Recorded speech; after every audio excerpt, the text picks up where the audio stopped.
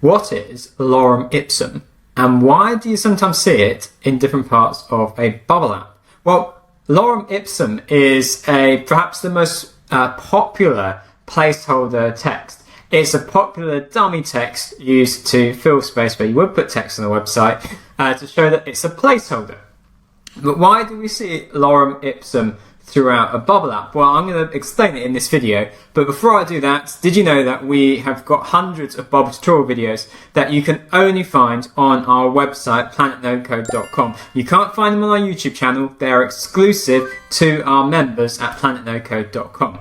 But what is going on here, and why do I see Lorem Ipsum on my page, and why do I see Lorem Ipsum in the URL of my test app?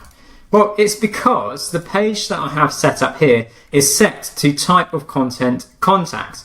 Contacts is a data type in my database, and it means that I've set this page up ready for it to take in information about one contact and display that one contact's information, in this case first name, last name. But you can't find in my database, there is no contact called Lorem Ipsum.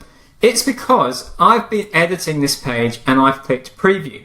And Bubble doesn't know, by just me clicking preview, which contact to show on my page here. And that can be a little bit frustrating because first of all you think, well, I've not got Lorem Ipsum in my database, so why is it showing up?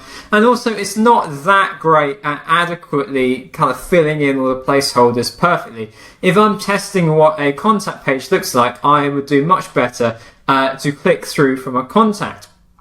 So there's a couple of things here that are worth remembering, and I'd class them as kind of solid Bubble basics. One is the right time to use type of content.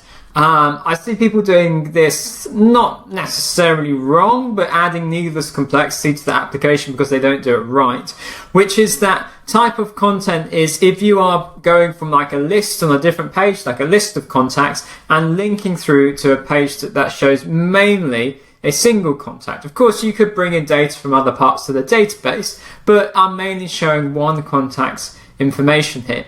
And if I go onto I have a list of contacts here. So I have a table of contacts, and I will have a workflow set up for, oh no, not that one. Where is it?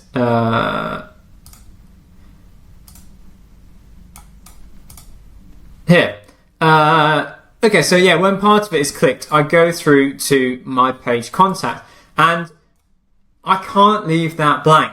When I'm linking through from one part of my bubble app to my contact singular page, I have to provide a contact to go through. But for, for convenience, if I am in my contact, my singular contact page in the editor, I can link through to that page without filling in a entry from my database, from my contacts database into this page. So that's why I get the Lorem Ipsum placeholders.